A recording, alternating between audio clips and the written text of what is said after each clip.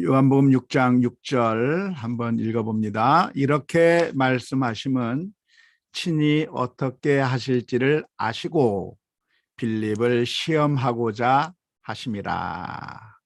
이렇게 말씀하신 게 무엇을 말씀하신 것이죠? 요한복음 6장에 보면 예수님께서 빌립에게 물어본 겁니다. 어떻게 또는 어디서 먹을 것을 구해서 이 많은 사람들을 먹일 수 있겠는가라고 하는 것을 물어보셨는데요. 예수님께서 이렇게 물어보신 이유는 친히 어떻게 반응할지를, 빌립이 어떤 식으로 반응할지를 예수님께서 아셨다는 것입니다. 아시고 빌립을 시험하고자 이렇게 질문을 하셨다는 것이죠. 여기서 한국말 성경에서는 아시고 시험하려고 라고 번역하고 있는데요. 사실은 이렇게 번역해도 되지만 제가 볼 때는 아심에도 불구하고 라고 번역하는 것이 훨씬 더 자연스러운 번역이 아닐까 싶습니다. 예수님께서 이렇게 말씀하신 것은 빌립이 어떤 식으로 반응할지를 몰라서, 그래서 그것을 알고 싶어서 예수님께서 질문을 던지신 것이 아니라 예수님께서는 이미 알고 계세요. 빌립이 어떤 식으로 반응할지를 알고 있는데 알고 있음에도 불구하고 라고 번역하는 것이 훨씬 더 자연스러운 번역이라고 할 수가 있겠습니다. 예수님께서는 사람의 마음을 이미 꿰뚫어 알아보시는 분이시죠. 저 깊은 바닷속에 물고기가 어디에 있는가도 이미 아시는 그 주님께서는 이 빌립의 마음이 어떤 생각을 갖고 있는지도 이미 알고 계시는 겁니다. 몰라서 물어본 것이 아니라 알고 계심에도 불구하고 물어보셨는데, 그렇게 알고 계심에도 불구하고 물어보신 이유가 뭐냐, 목적이 무엇인가? 그것은 시험하려고 하는 것이었다라고 하는 것이죠. 시험하고자 하는 것인데, 빌립이라고 하는 사람은 어떤 사람이냐면 벳세다 출신입니다. 벳세다 출신. 그러니까 지금 이 오병이어의 기적이 일어나고 있는 이 지역에서 살고 있던 사람입니다. 그러니까 지금 베드로, 안드레, 그리고 빌립 이런 사람들이 다 그 마을 사람들이거든요. 그러니까 그 마을 사람들에게 예수님에게 물어본 겁니다. 지금 여기 수많은 군중들이 모여져 있는데 이 수많은 사람들에게 어디서 이 떡을 사다가 먹일 수가 있겠는가, 그 지리를 잘 알고 있을 것 같으니까 물어보셨는데요. 그것은 그 대답을 몰라서 물어본 것이 아니라 빌립을 시험하시려고 물어본 것이죠. 시험했다고 하는 이야기는 역시 몰라서, 이 사람이 어떤 식으로 나올지를 몰라서 시험하는 것이 아니고, 빌립을 이런 일을 통해서, 이런 질문과 대답하는 그런 걸 통해서 빌립에게 교훈을 주시기 위해서 시험하시는 것이죠. 그 옛날 아브라함이 있었는데요. 그 아브라함에게 하나님께서 말씀하시죠. 아브라함을 시험하셔서 말씀하셨는데 뭐라고 말씀하셨냐면 내 아들, 내 독자 이삭을 내게 바쳐라 라고 하나님께서 말씀해 주셨는데, 그렇게 말씀하신 이유가 무엇이냐? 그 아브라함을 시험하기 위해서 그런 말씀을 하셨다고 쓰여져 있거든요. 근데 단순히 시험이라고 하는 것은 우리들이 하는 시험이야. 과연 학생들의 실력이 얼마나 될까? 지금까지 얼마나 잘 배웠지? 그런 의미에서 시험을 하는 것이지만, 몰라서 시험하는 것이지만, 하나님께서 이렇게 시험하시는 것, 주님께서 시험하시는 이유가 있다고 한다면 몰라서가 아니라 그 시험의 목적이 알기 위해서가 아니라 사실은 영적인 교훈을 그 빌립에게 주시기 위해서, 어떤 가르침을 주시기 위해서 그렇게 시험하셨다고 보는 것이 옳을 것 같습니다. 6장 7절 말씀.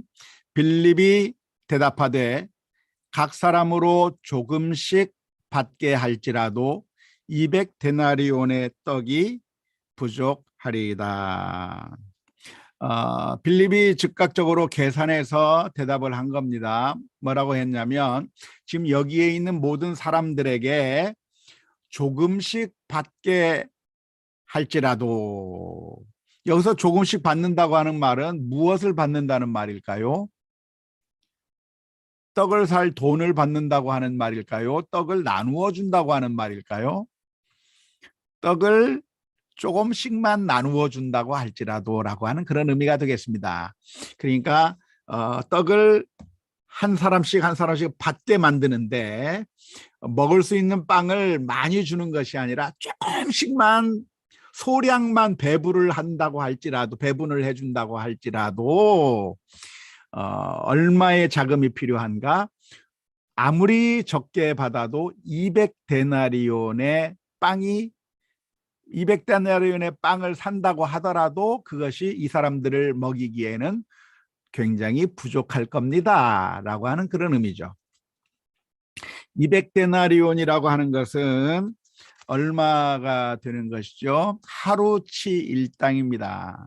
그래서 하루치 일당을 오늘날의 그 일당 개념으로 계산하기는 어려울 겁니다. 그러니까 200데나리온이 과연 오늘날 돈으로 환산하면 얼마나 될지에 대해서는 확실하게 말할 수가 없습니다.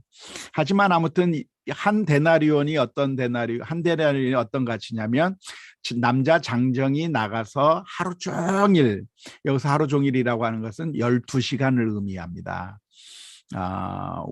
우리는 하루 일하면 8시간만 일하잖아요. 많이 일해봤자.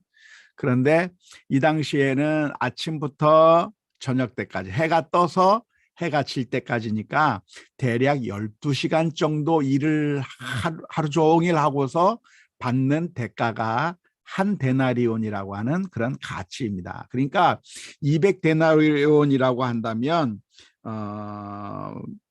200인분이죠. 200명의 일당을 지불하고 그 일당을 지불해서 산 빵을 가지고 먹인다고 하더라도 부족할 거다.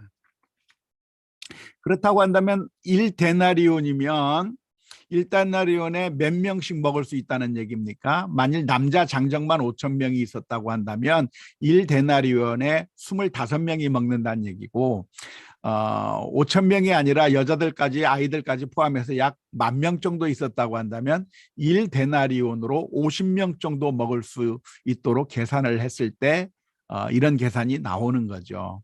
그러니까 일당 받아서 50명분을 먹을 수 있을 만큼이 나올지 모르겠는데 아무튼 그 정도 계산이 되지 않겠는데 아무튼 그 200데나리온이면 쉽게 사람들이 만질 수 있는 돈이 아니거든요. 요즘이야 뭐 그냥 억은 다들 쉽게 버시죠. 한 50억씩은 그냥 벌잖아요.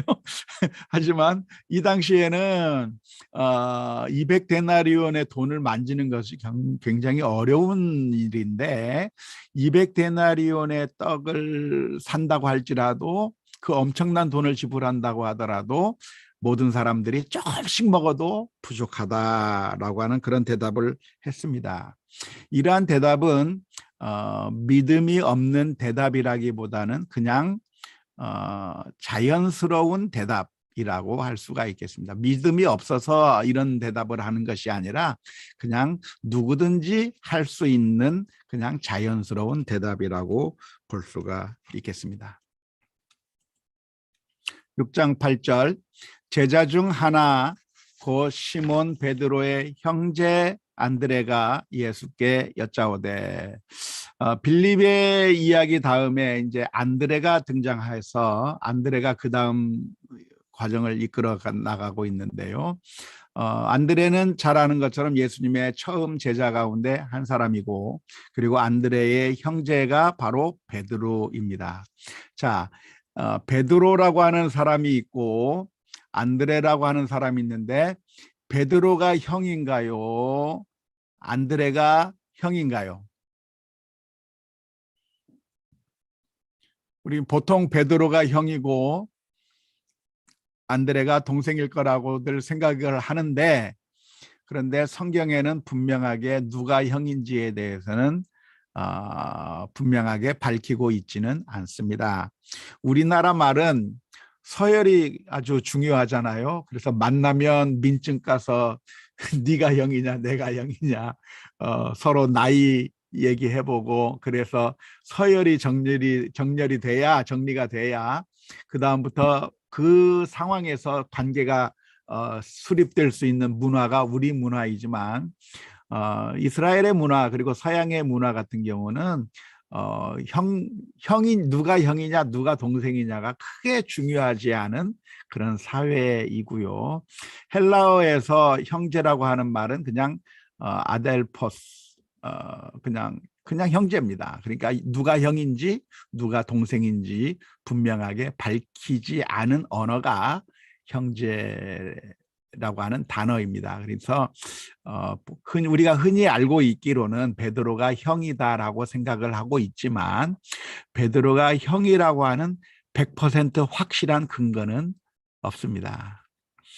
주로 형이면 동생보다는 이름이 먼저 나오고, 뭐 그런 것을 보아서 아마도 형이지 않겠나라고 추측하는 것뿐이지, 정말 베드로가 안드레의 형이라고 하는 그런 것은 아니고, 아무튼 그냥 형제다, 그렇게만 알고 있으면 좋겠습니다. 아무튼 제자 중에 하나이면서 그 시몬 베드로와 형제지간인 안드레가 예수님께 등장해서 이야기를 한 겁니다. 6장 9절 말씀, 여기 한 아이가 있어 보리떡 5개와 물고기 2마리를 가지고 있나이다. 그러나 이것이 이 많은 사람에게 얼마나 되겠사옵나이까라고 얘기를 했죠. 여기서 안드레가 여기 한 아이가 있다라고 했는데, 아이를 나타내는 헬라어 단어가 파이디온이라고 하는 말입니다. 아이니까 몇 살 정도 됐을까요? 잘 모르지만 대략 13살 이하의 어떤 한 아이라고 생각이 듭니다. 남자아이일 거라고 생각이 드는데요. 그런데 그 아이에게 무엇이 있었는가? 보리떡 5개, 보리빵이죠. 보리빵 5개, 생선 2마리가 있다고 할 수가 있겠는데요. 그 보리떡 5개와 생선 2마리는 그냥 한 사람이 먹을 수 있는 가난한 집안의 사람이 사용할 수 있는 그런 도시락 정도가 될 것 같습니다. 조그마한 떡 5개, 빵 5개, 물고기 2마리인데 그것을 왜 주님에게 가지고 왔는지는 알 수가 없습니다. 이 본문만 가지고는. 그러나 아무튼 안드레가 이것을 예수님에게 이 말을 했고, 그리고 이것 가지고 뭐 누구 코에 붙이겠습니까? 얼마나 되겠습니까? 먹을 수 없는 것을 다 알고 있는 상태에서 이야기를 하는 것인데, 이렇게 말한 이유는 이렇게 말하는 이야기를 소개하고 있는 이유는 앞으로 예수님께서 어떠한 어마어마한 기적을 베푸실 건가를 분명하게 드러내려고 하는 그런 이유에서 이 두 이야기가 기록되어 있는 겁니다. 첫 번째는 먹어야 될 양이 200데나리온보다 훨씬 더 많다라고 하는 점이고, 또 하나는 가지고 있었다고 하는 것이 정말 적은 양의 것을 가지고 있었다고 하는 두 가지 사실을 먼저 이야기함으로써 예수님께서 이 일로 인해서 기적을 베푸신 일이 엄청나게 큰 기적이라고 하는 것을 보여주기 위해서 빌립과 안드레의 이야기가 지금 여기에 기록되어 있는 것이죠. 6장 10절 말씀, 예수께서 이르시되 사람들로 앉게 하라 하시니 그곳에 잔디가 많은지라 사람들이 앉으니 수가 5,000명쯤 되더라 라고 되어 있습니다. 그래서 예수님께서는 안드레의 이야기를 들으시고 제자들에게 명령한 겁니다. 뭐라고 명령했냐면 사람들로 앉게 해라 라고 했습니다. 사람들이 그동안 서 있었을까요? 아니면 앉아 있었을까요? 왜 앉으라고 말씀을 하는 것일까요? 서 있기 때문에 앉아 있으라고 한 걸까요? 아니면 왜 예수님의 말씀을 듣느라고 앉아 있었을 것 같은데 왜 앉으라고 하는 말을 또 하는 것일까요? 그것은 이 앉는다고 하는 표현 자체가 사실은 식사할 수 있는 준비를 하라, 또는 식사할 수 있는 그런 자세를 해라, 그러니까 식사 시간이 됐다라고 하는 것을 의미할 수가 있습니다. 그러니까 당시 유대 사람들의 식사하는 방법을 보면 비스듬하게 기대어서 그러니까 한쪽 팔로 이렇게 기대어서 이렇게 마치 비스듬히 기대어 눕는 것 같은 그런 자세를 취하고, 그리고 다른 한 손으로 음식을 먹는, 약간 기대어서 먹는 식의 식사를 한 거죠. 그 최후의 만찬이라고 하는 성화를 보면 예수님과 12 제자들이 테이블에 쫙 앉아가지고 만찬을 하잖아요. 그렇게 그린 것은 유럽 사람들의 문화적인 관점을 가지고 예수님이 최후의 만찬을 했다니까 테이블에 앉아서 먹었겠지 하고서 그렇게 그린 겁니다. 그래서 유럽 사람들이 그림을 그렸기 때문에 그렇게 그린 것이죠. 만약 우리 한국 사람이 그림을 그렸다고 한다면 어떻게 그림을 그렸을까요? 방바닥에 앉아서 식탁 펴놓고 예수님과 12 제자들이 앉아서 먹는 것처럼 그렸을 겁니다. 그런데 실제 유대인들의 식사는 어떻게 되어 있냐면 비스듬히 기대어서 한쪽 팔로 자신의 몸을 지탱하면서, 그리고 한쪽 손으로는 음식을 먹는 그런 자세를 취해서 음식을 먹었는데요. 그렇게 음식을 먹기 위해서 비스듬하게 눕는 것을 가리켜서 앉는다라고 표현을 하는 겁니다. 그러니까 이 사람들로 앉게 하라고 하는 얘기는 그 먹을 준비를 하라, 그런 의미로 예수님께서 말씀하신 것이죠. 그리고 예수님께서 사람들로 앉게 하라 그랬는데, 여기서 말하는 사람들이라고 하는 말은 헬라어로 안트로포스라고 하는 단어입니다. 그러니까 안트로포스라고 하는 이 단어는 영어의 맨처럼 남자든 여자든 다 포함하는 포괄적인 단어입니다. 그러니까 예수님께서 사람들로 앉게 하라라고 말했을 때 그 사람들은 남녀노소 거기에 있는 모든 사람들로 하여금 앉게 하라고 하는 그런 의미의 말씀인 것이죠. 아무튼 예수님께서 그렇게 말씀을 하시니까 그곳에 그 말씀을 듣고 사람들이 그 자리에 앉게 되겠죠. 식사할 준비를 하고 이렇게 기대게 되겠죠.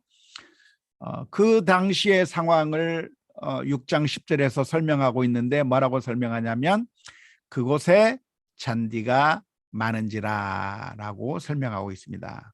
당시에 잔디가 많은 것은 아마도 그때가 4월 달 즈음이었기 때문이 아니겠는가 생각이 듭니다. 아마도 6월절 근처, 6월절은 곧 부활절 근처잖아요. 그 부활절 근처에 부활절 때가 6월절 근처인데 그때에 이 사람들이 예수님 주변에 몰려들었고 그래서 앉게 했는데 마침 봄철이니까 잔디가 많이 나서 그래서 사람들이 그곳에 잔디 위에 앉을 수가 있었던 것이죠. 그래서 사람들이 앉으니라고 표현하고 있는데요. 사람들이 앉으니인데 이 사람들은 안트로포스라고 하는, 요즘 이 앞에는 안트로포스라고 하는 단어가 사용되어 있는데 여기서 말하는 사람들이라고 하는 헬라어 단어는 안드레스라고 하는 헬라어 단어가 사용되었습니다. 그래서 여기서 앉은 사람들은 누구냐면 남자 성년을 의미합니다. 물론 모든 사람들이 다 앉았겠지만 남자 성년들의 앉아 있는 그 사람들의 숫자가 5천 명쯤 됐다라고 표현하고 있는 것이죠. 남자 성년이면 몇 살 이상을 남자 성년이라고 할 수 있을까요? 몇 살?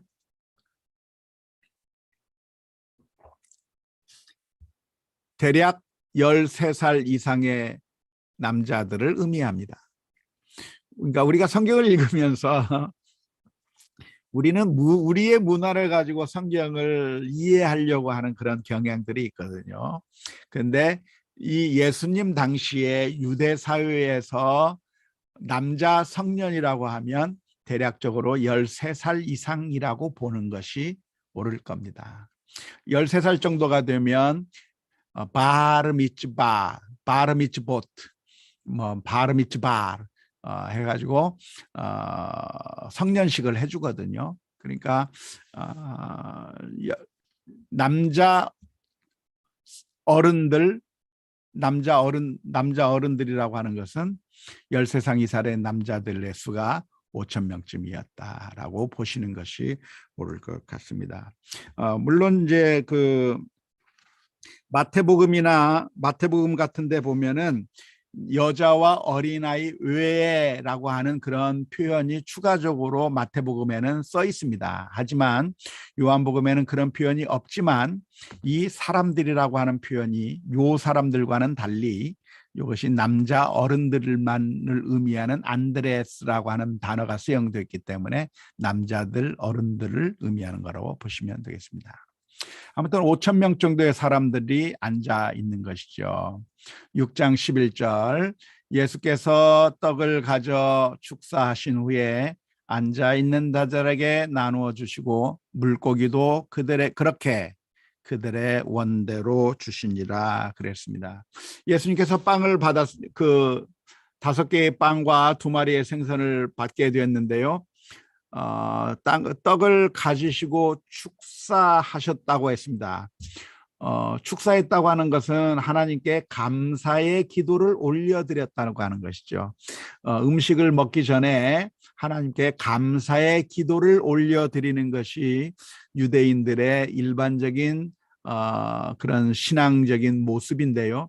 예수님께서 그런 감사의 기도를 올렸다고 한다면 어떤 내용으로 하나님 앞에 감사의 기도를 올렸을까요? 이렇게 기도했을 거라고 보는 것이 자연스러운데요. 뭐라고 기도했을 거냐면 오 주 우리 하나님이시여, 오 주 우리 하나님이시여, 주님은 땅에서부터 빵을 내시는 우주의 왕이시니이다 라고 기도했을 가능성이 많습니다. 우리는 기도를 어떻게 하나요? 우리는 우리가 기도하고 싶은 것을 기도하기 때문에 우리는 기도 그러면 내가 하고 싶은 내 마음의 이야기를 하나님 앞에 기도하는 거라고 생각하기가 쉽습니다. 그리고 성경에 나오는 기도를 보면 그때 하나님 앞에 엎드려서 그냥 내가 하고 싶은 말을 그냥 이야기했을 거라고 생각을 하는데 사실 유대인의 기도라고 하는 것은 기도문을 암송하는 겁니다. 식사 기도할 때는 오 주 우리 하나님이시여, 주는 모든 것을 땅에서 주시는 우리 왕이시니이다 라는 식으로 그런 기도문을 암송하는 것이 기도였습니다. 그러니까 유대인들이 하루에 3번 기도한다는 얘기는 무엇이냐면 아침에 기도, 점심때 기도, 저녁때 기도, 그 기도문을 반복해서 암송하는 거죠. 그래서 유대인들에게는 그런 기도문들이 여러 개가 있었습니다. 예를 들자면 이런 기도들을 예전에 했다고 하죠. 하나님이시여, 주께서 나를 여자로 태어나지 않게 하셔서 감사합니다. 이방인으로 태어나지 않게 해주셔서 감사합니다. 그런 기도문들을 외우는 게 그들의 기도라고 많이 생각할 수가 있겠는데, 아무튼 예수님께서 유대의 전통을 따라서 기도하셨다고 한다면 아마 그런 기도문을 이야기하시고 떡을 나누어 줬을 가능성이 큰데요. 그 앉아 있는 자들에게, 앉았다고 하는 것은 비스듬히 기대어 있는 사람들이죠. 그 사람들에게 나누어 주셨는데 주님께서 직접 나눠 주신 것이라기보다는 제자들을 통해서 간접적으로 나누어 주었을 것 같습니다. 그런데 여기 보면 표현이 세밀하게 6장 11절을 보면 표현이 약간 구분되어 있는데요. 떡을 가지고는 하나님 앞에 축사하셨다, 그리고 나눠주셨다고 하는 이야기를 하는데, 물고기에 대해서는 축사한 이야기는 없이 그들의 원대로 나누어 주었다라고 표현을 하고 있습니다. 보이시죠? 예. 그래서 이 표현을 그냥 읽는 사람들은 흔히 생각하기를 뭐라고 생각하냐면, 아, 기도하신 것은 떡을 가지고 기도한 것이고 물고기는 나눠주기만 했나? 라고 생각할 수도 있겠지만 사실은 그렇지 않습니다. 그들의 원대로 나눠준 것은 물고기만 원대로 나눠준 건가요? 떡도 그들의 원대로 나눠준 걸까요? 둘 다, 둘 다로 봐야 되겠죠? 그런데 헬라어를 보면 그들의 원대로라고 하는 이 표현이 어디에 연결되어 있냐면 이 물고기에 연결이 되어 있습니다. 다시 말하자면 이 떡이라고 하는 명사는 남성 명사고 물고기라고 하는 명사는 중성 명사로 되어 있습니다. 근데 그들의 원대로 나눠준 것은 중성 관계 대명사를 사용해서 그들의 원대로 나누어주는 걸로 되어 있습니다.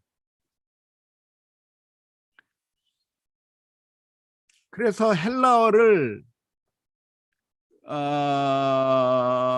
기초만 배운 사람들은 생각하기를, 아하, 그들의 원대로 나눠주는 것은 중성 관계 대명사가 여기에 있으니까 물고기, 중성인 물고기만, 문법적으로 중성이라는 얘기입니다. 물고기가 뭐 중성 물고기가 있다는 얘기가 아니고 물고기라고 하는 명사가 문법적으로 중성 명사인데 그 중성 명사를 나타내는 그것이 그들의 원대로 나눠주다라고 하는 것이 여중성으로 되어 있으니까 그들의 원대로 나눠준 것은 물고기만 그렇게 나눠준 거고 떡은 그냥 아무렇게나 나눠줬다라고 생각하기가 쉽고, 또 축사하신 것은 예수님께서 떡을 가지신 다음에 축사했으니까 떡과 물고기 중에서 물고기는 놔두고 떡만 가지고 하나님 앞에 기도한 거다.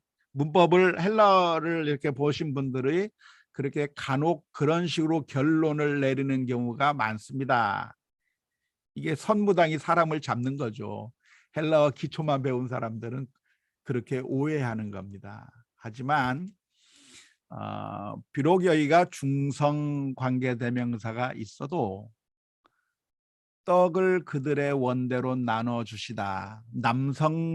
문법적인 남성 명사형인 떡도 그들의 원대로 나눠 준 걸로 보는 것이 옳습니다. 왜냐하면 헬라어라고 하는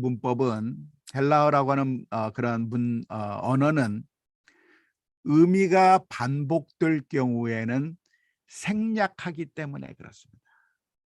그러니까 떡을 가져 축사하시고 떡과 물고기를 가지고 축사하셨다라고 표현해야 될 걸 그냥 떡을 가져 축사하셨다고 표현할 수 있고, 그들의 원대로 물고기도 그들의 원대로 떡도 나누어 주었다라고 표현을 해야 맞는 것인데, 그런데 일일이 그렇게 표현하지 않고 하나에만 연결시켜서 물고기도 그들의 원대로 나눠주시다라고 표현함으로써 떡도 그들의 원대로 나누어 주었다고. 그러니까 이 축사나 그들의 원대로가 다 이 떡과 물고기에 다 한꺼번에 적용이 되는 그런 문법적인 구조로 읽을 수가 있는 겁니다. 그러니까 참 안타까워요.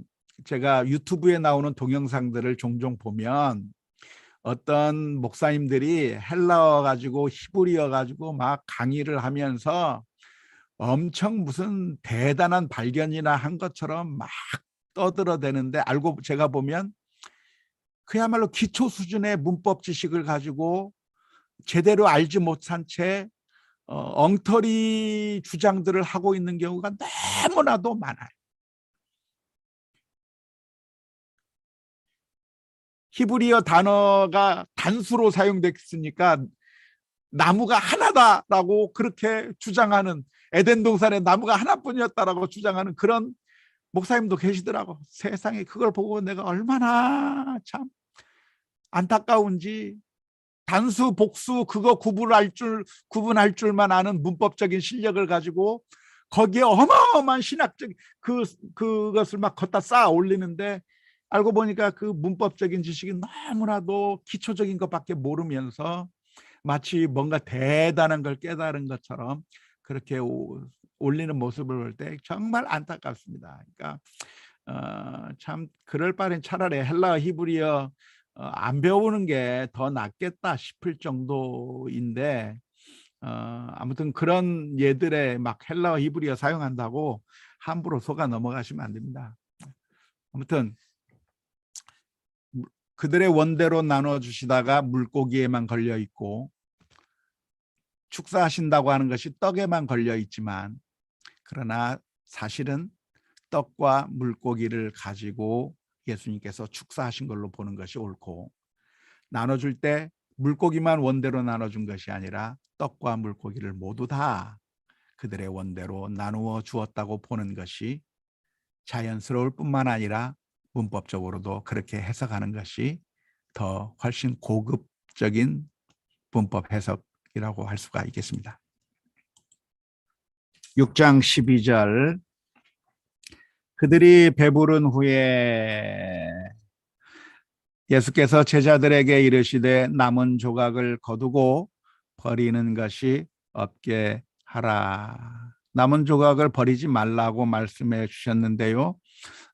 그것은 그냥 뭐 자연스러운 명령일 거라고 생각이 들고요. 뿐만 아니라, 그런데 이것이 특별히 이렇게 남은 조각을 버리지 말고 거두라고 말씀하신 이유가 있다고 한다면, 예수님께서 베푸신 이 기적이 얼마나 대단한 것이었는가를 직접 눈으로 확인하게 만들기 위한 그런 목적이 있어서 이렇게 말씀하신 것이 아닐까 싶습니다. 6장 13절, 이에 거두니 보리떡 5개로 먹고 남은 조각이 12바구니에 찼더라. 왜 12바구니에 차게 되었을까요? 12바구니라고 하는 그 숫자에 어떤 영적인 의미가 있을까요? 왜 하필이면 12바구니가 남았다고 그러죠? 12바구니가 찼다고 그렇게 이야기를 하죠. 여기 어떤 영적인 의미가 있지 않을까? 라고 하는 쓰잘데기 없는 질문들을 하지 마시기 바랍니다. 아무 의미 없어요. 괜히 여기에 무슨 영적인 의미가 있을까? 없을까? 그리고 거기다가 어떤 의미를 막 붙이려고 하고 그러지 마세요. 그냥 아무 의미 없습니다. 그냥 거두다 보니까 12바구니에 찬 겁니다. 왜 12바구니에 찼을까요? 12제자들이 바구니 하나씩 들고 다녔겠죠.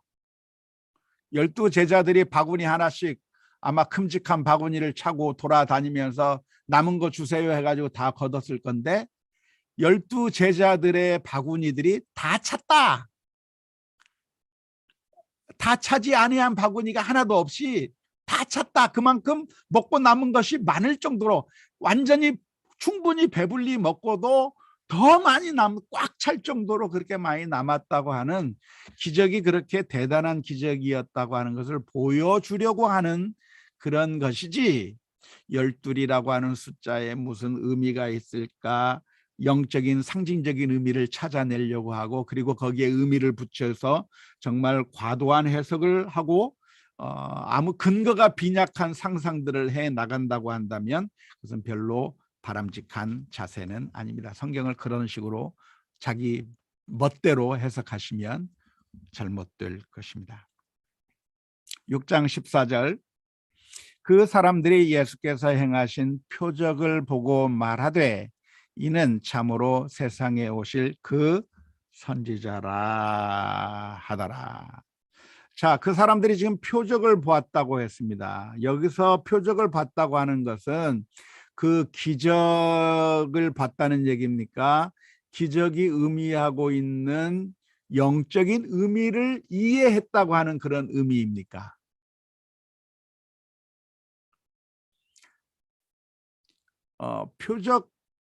표적이라고 하는 것과 그리고 그냥 단순한 기적이라고 하는 것이 좀 구분돼서 사용되고 있습니다. 요한복음에서는 그냥 단순히 기적, 놀라운 일이 아니라 그 놀라운 일이 사실은 어떤 영적인 의미가 있다고 하는 점에서 표적이라고 하는 말로 설명을 하고 있는데요. 그 사람들이 예수님께서 행하신 이 표적을 봤다라고 하니까, 이 표적을, 사람들이 표적을 봤다고 하는 얘기는 이 기적 자체를 봤다는 겁니까? 그 기적이 의미하는 어떤 영적인 의미를 바라보게 되었다, 그런 의미이겠습니까? 그러니까 제가 설명해 주니까 그러면 이 사람들이 그냥 단순히 기적만 보고 깜짝 놀란 게 아니라 그 기적이 가지고 있는 어떤 영적인 의미까지도 바라본 것이 아닐까라고 생각하기가 쉽습니다만 그렇지 않습니다.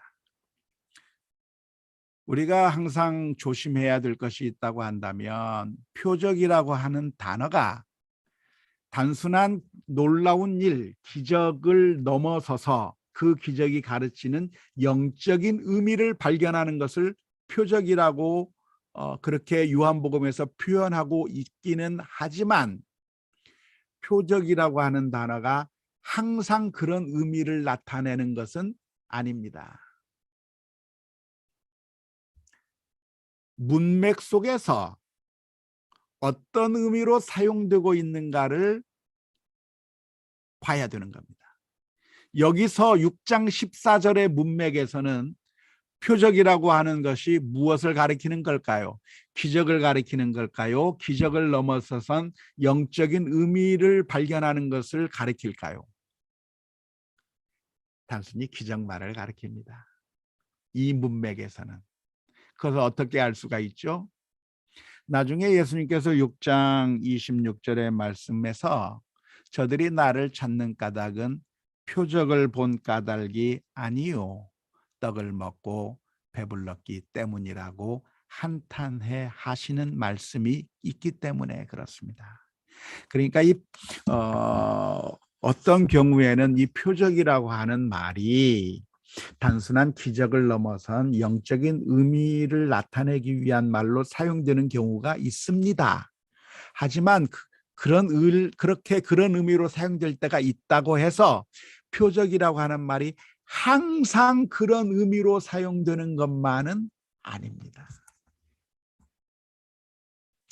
우리가 단어의 의미가 천편일률적으로 고정되어 있다고 생각하시면 큰 착각입니다.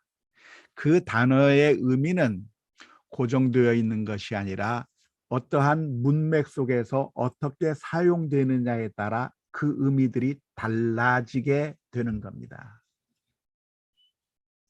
그걸 이해하지 못하는 사람들이 너무나도 많아요. 예를 들자면 애정이라고 하는 단어가 있습니다. 애정이 뭔가요? 애정은 사랑하는 거잖아요. 그런데 이 애정이라고 하는 말이 쓰인 맥락과 상황에 따라서 그 의미가 완전히 다른 겁니다. 예를 들어서 너는 일을 하는데 애정이 없어. 너는 애정이 없이 일을 하고 있어. 그럴 때 이 애정은 무슨 의미입니까?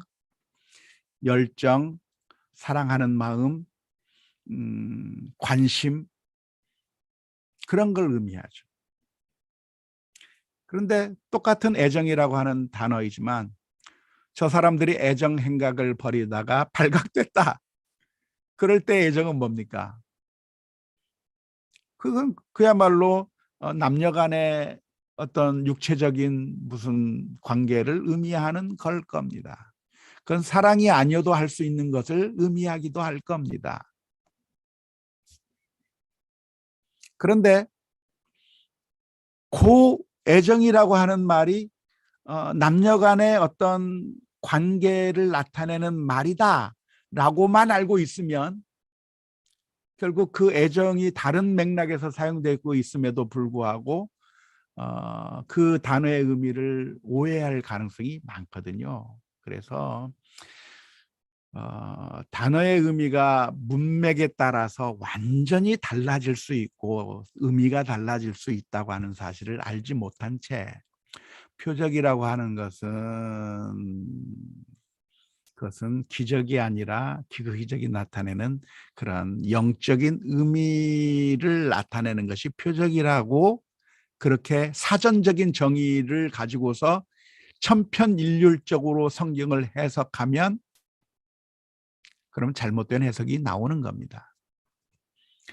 오늘날 수많은 목회자들이 설교자들이 실수하고 있는 이유가 뭐냐면 바로 그거예요.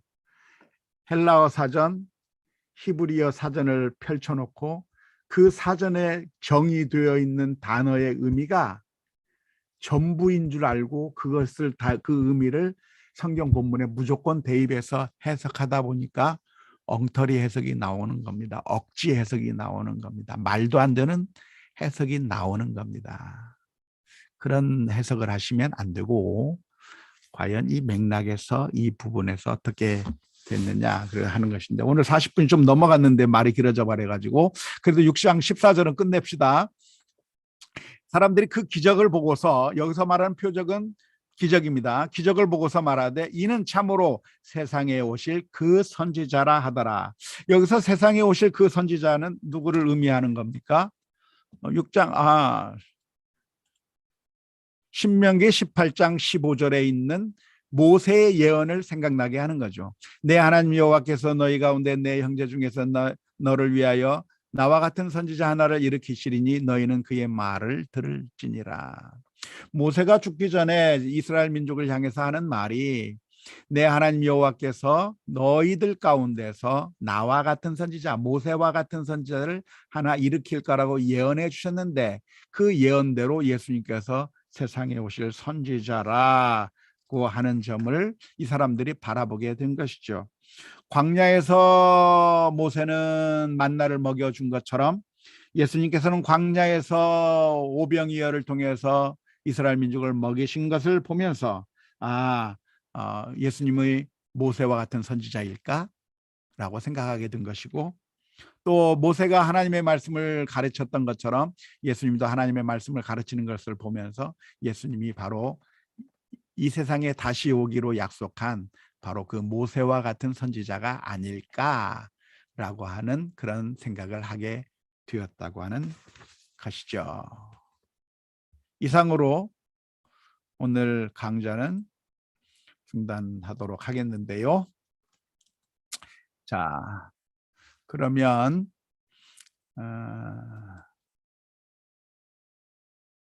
우리 서로 마이크를 오픈해 주시고 오늘 또 여러 가지 이야기들을 나누도록 하겠습니다. 말씀해 주세요.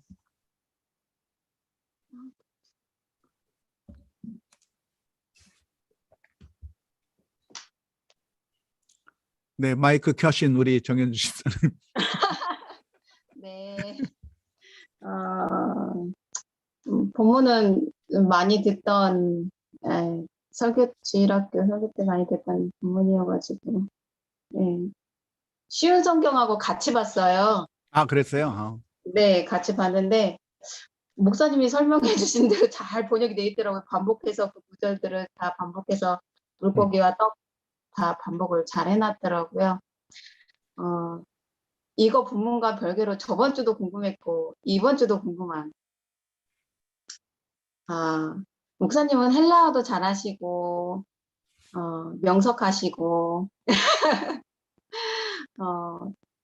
참 주변에서 목사님은 참 설교가 좋았어요, 강의 잘 들었어요, 이런 칭찬의 말을 많이 들으실 건데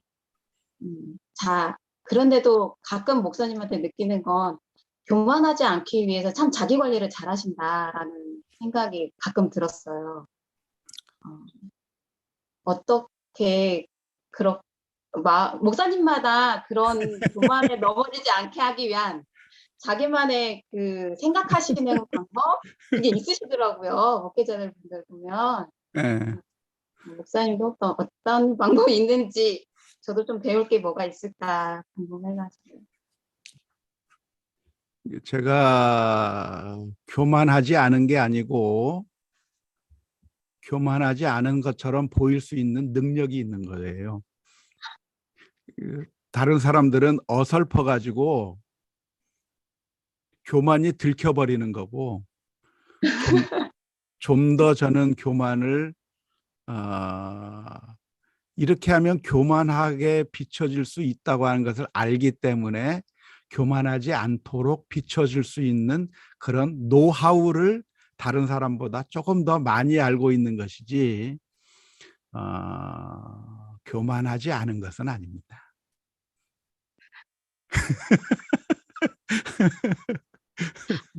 네. 늘 넘어지고 늘 쓰러지고 그러기 때문에 예수님이 우리에게 필요한 것이고요. 예수님께서 여전히 나를 위해서 피를 흘려 주셔야만 했던 것이죠. 그래서 사람들이 조금은 어리석어서 교만한 사람들이 저 교만하게 볼 거라고 하는 것을 인식하지 못하고 행동을 많이 하는 거예요. 자기 자신에 대해서 늘 잘 비춰주지 않으면 순간순간 그러더라고요. 요즘 늘 넘어지죠. 늘 넘어지니까 우리가 다시 한번 돌아봐야죠. 돌아봐야 되고 십자가 앞에 다시 나가야 되고.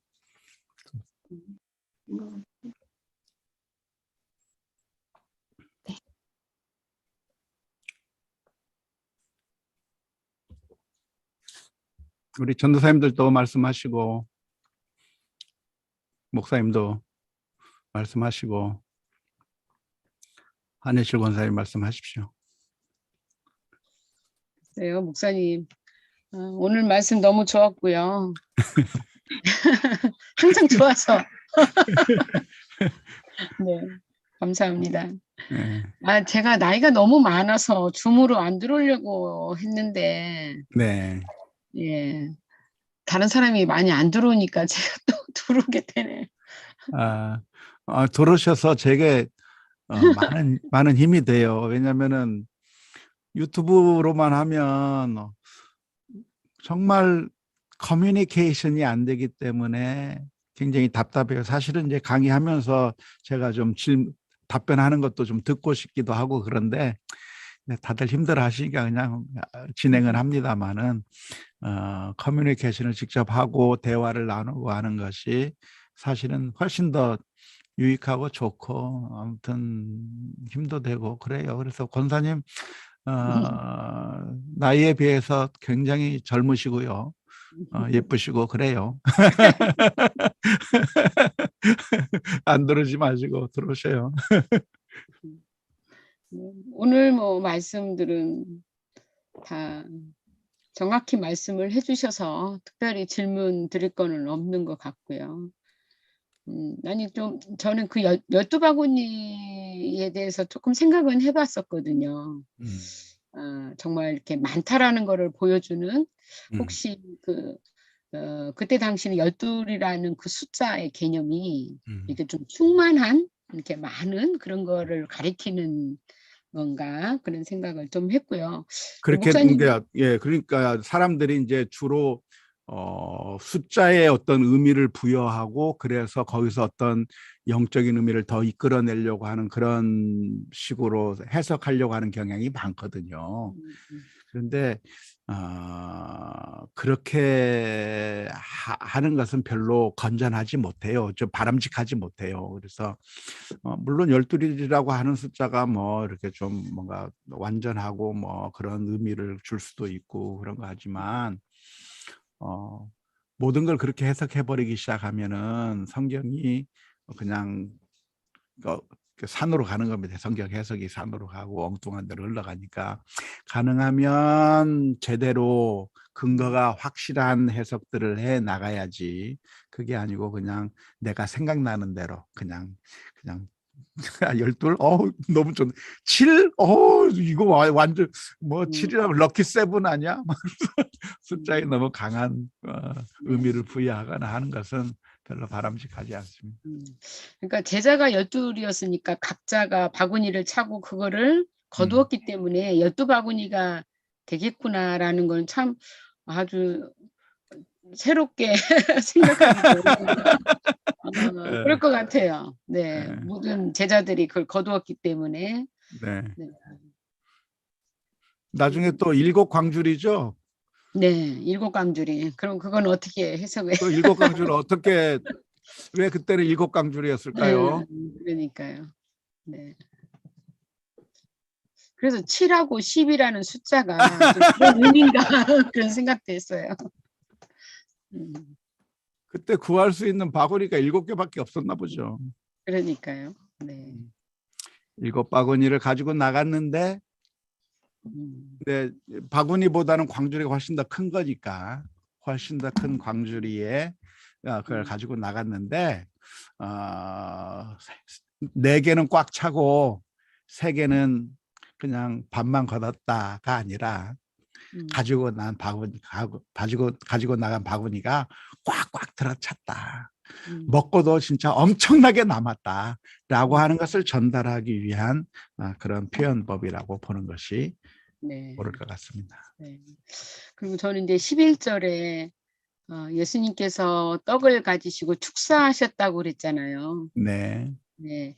참 이게 저한테는 참 의미가 이렇게 와닿거든요. 이 네. 축사, 그러니까 우리에게 가진 것을 가지고 하나님께 기도하고 그랬을 때 하나님이 실제적으로 더 크게 역사하시는 그런 저기로 저한테는 이렇게 좀 다가와 가지고 더 은혜가 되는 것 같습니다. 네.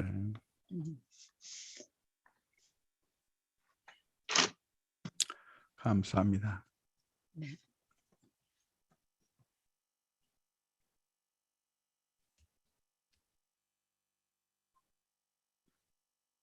또 무슨 질문 없습니까? 하고 싶은 얘기. 현장에서 오후 예배 하고 싶어요. 근데 이게 더 좋은데요. 아, 대화도 되고 현장 예배에서 하면은 아무 말도 안 하고 질문도 안 하고.